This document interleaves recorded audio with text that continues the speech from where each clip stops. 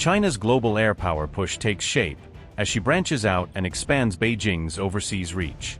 From Europe to Southeast Asia, Beijing flexes air muscle and signals a growing appetite for long-range power projection. Belarus, Thailand, Egypt, Xi's air power network expands, taking Chinese military aviation into new strategic spaces. China flexes muscle in Egypt. J-16 fighters arrive near Israel's doorstep, raising fresh questions over Beijing's intentions. China's PLA Air Force takes its biggest overseas step yet, as Beijing showcases its ability to operate far from home.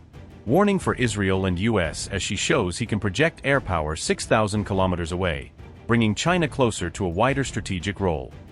China is boosting its reach through strategic exercises with 3 different countries, expanding the PLA. Air Force's overseas operational footprint. Belarus, Thailand and Egypt held joint drills with China's Air Force in August 2026, highlighting Beijing's growing military engagement abroad. Beijing is reportedly conducting these exercises to showcase the PLA Air Force's capabilities and demonstrate its ability to operate overseas. With Russia's close ally Belarus, China held the Swift Eagle 2025 airborne drills on August 12, expanding bilateral military cooperation. Both sides completed basic training and refined coordination at the PLA Training Force Center, preparing for more complex exercises. Chinese and Belarusian troops are practicing joint command procedures and counter-terror operations as part of the ongoing training. The next phase will reportedly include comprehensive drills in environments designed to resemble actual combat conditions. With Egypt, China announced joint training drills running from mid-August until early September, bringing their air forces together. China sent J-16 heavy fighters to Egypt for the Eagles of Civilization 2026 exercise, marking a notable overseas deployment. Videos released by China's PLAF showed J-16 jets being refueled mid-air while traveling towards Egypt for the drills. The J-16's African debut marks a new step in China's long-range air deployment, demonstrating greater expeditionary reach. Different aircraft, including the J-10C and KJ-500, along with Chinese personnel, were deployed for the Egypt exercise. Chinese aircraft reportedly traveled more than 6,000 kilometers to reach an Egyptian airbase, underlining the scale of the deployment.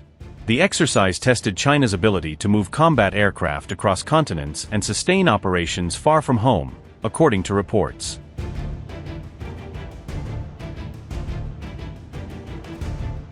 China and Thailand are also conducting their 9th Joint Air Force training exercise, strengthening military-to-military cooperation between Beijing and Bangkok. The drill featured Chinese J-10C, J-10S and Y-20 aircraft alongside Thai fighters, bringing multiple platforms together in combined training. China's Y-20 transport aircraft and Thailand's Gripen fighters also took part in the joint drills, expanding the scope of the bilateral exercise.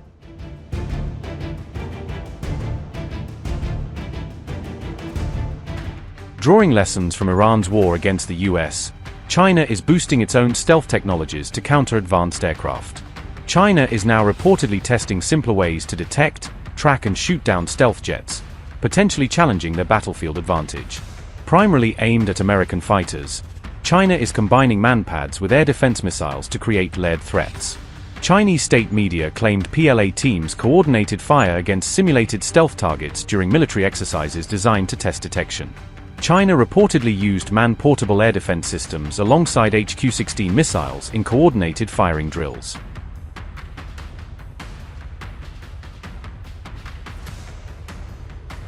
Chinese media alleged that manpads can exploit infrared signatures that stealth aircraft cannot completely hide from detection. A PLA drill reportedly used manpads to target low-signature aircraft during nighttime firing exercises designed to test the tactic.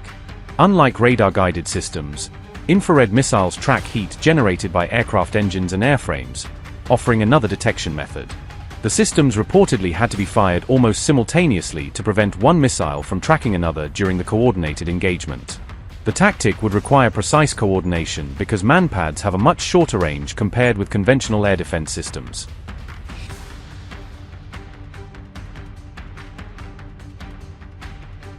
Chinese experts claimed she's exploring lower-cost weapons against high-value stealth targets, potentially creating an asymmetric threat.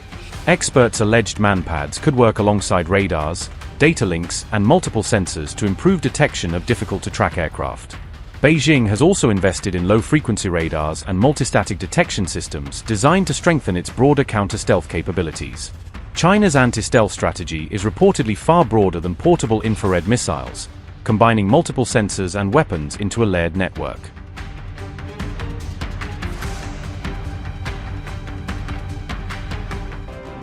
China's sixth-generation fighter has now shown off unprecedented maneuvers in new footage, offering another glimpse of a large tailless aircraft still under flight testing. The footage showed the Chengdu-developed aircraft executing a complex high-alpha move, moving through an extreme nose-up attitude before a sharp descent and recovery. The aircraft enters high-alpha flight at a demanding angle of attack, where airflow over its wings and control surfaces becomes far less stable and predictable. It then pitches over rapidly before entering a steep descent, requiring the flight control system to manage a sudden and dramatic shift in aircraft attitude. The jet transitions from high-alpha flight into a near-vertical dive, a move that can rapidly increase speed while reducing the pilot's margin for error. It performs a sharp recovery while maintaining aircraft control, avoiding an aerodynamic stall or loss of stability as forces rise during the pullout. The aircraft must rapidly manage changing airspeed and energy, preventing it from gaining too much speed in the dive or losing too much for recovery. It continues climbing immediately after recovering from the dive, showing that it retained enough energy, thrust, and control authority to regain altitude.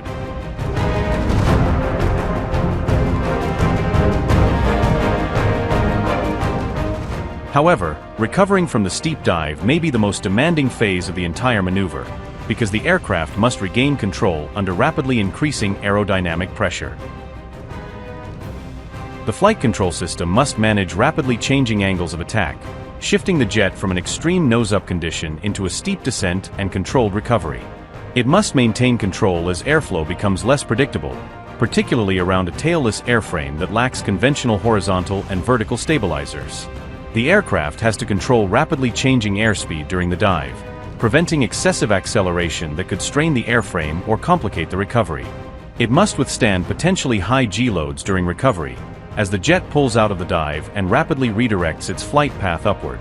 The maneuver must remain within aerodynamic and structural limits, ensuring high loads and unstable airflow do not damage the aircraft or cause a loss of control.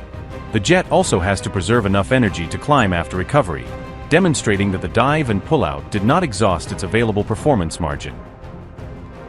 The maneuvers are even more striking given the fighter's unusual size and tailless design, a configuration that can aid stealth but creates serious control challenges.